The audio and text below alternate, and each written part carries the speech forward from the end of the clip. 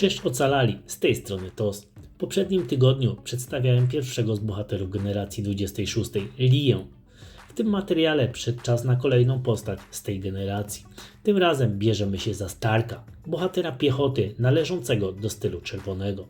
W tym materiale prześledzimy jego umiejętności, zobaczymy konkretne rezultaty z walk oraz spróbujemy odpowiedzieć na kluczowe pytanie, od jakiego poziomu jego rozwoju warto wprowadzać go do swoich marszy.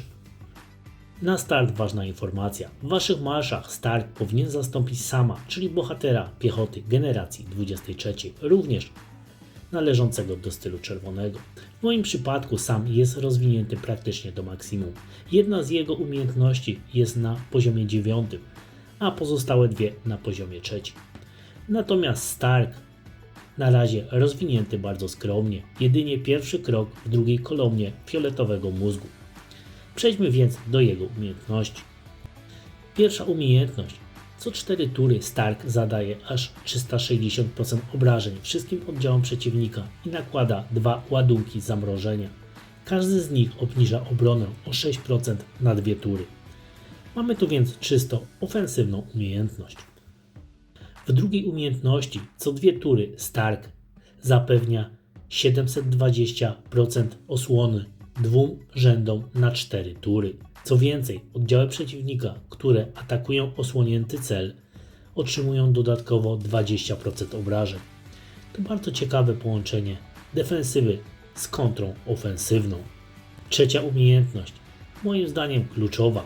Stark zmniejsza o 18% obrażenia otrzymywane przez wszystkie sojusznicze oddziały stylu czerwonego oraz nakłada na przeciwników ładunki wycieńczenia. Każdy ładunek redukuje zadawane obrażenia o 2% aż do końca bitwy. Na papierze wygląda to na bardzo skuteczną umiejętność defensywną. Jeśli miałbym Wam doradzać kolejność rozwoju, to zdecydowanie najpierw umiejętność trzecia, potem umiejętność druga, a na samym końcu umiejętność pierwsza. To właśnie trzecia umiejętność robi tutaj największą różnicę. No dobrze, teoria teorią, ale jak to wygląda w praktyce? Pierwszy test. Atak na styl żółty.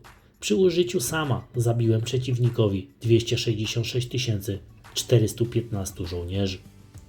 Natomiast przy tych samych parametrach wejściowych, z tym samym przeciwnikiem, używając Starka, 286 086 żołnierzy. A więc różnica jest dość wyraźna. I druga rywalizacja, tym razem przeciwko stylowi czerwonemu. Przy użyciu Sama liczba zabitych żołnierzy przeciwnika wyniosła 214 344. Natomiast przy użyciu tych samych parametrów wejściowych i wysłaniu Starka liczba zabitych żołnierzy wzrosła do 277 826.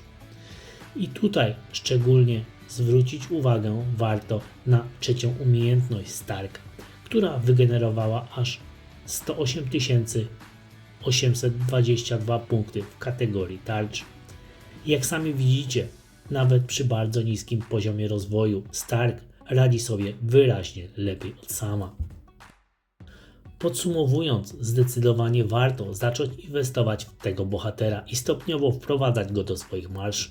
Natomiast pamiętajcie, że kluczowe będzie również dobranie odpowiednich umiejętności z rekombinacji genetycznej, które jeszcze bardziej zwiększą jego skuteczność. Dajcie znać w komentarzach, jak u Was sprawdza się Stark i czy już zdążyliście go przetestować w boju. Do zobaczenia w kolejnym materiale.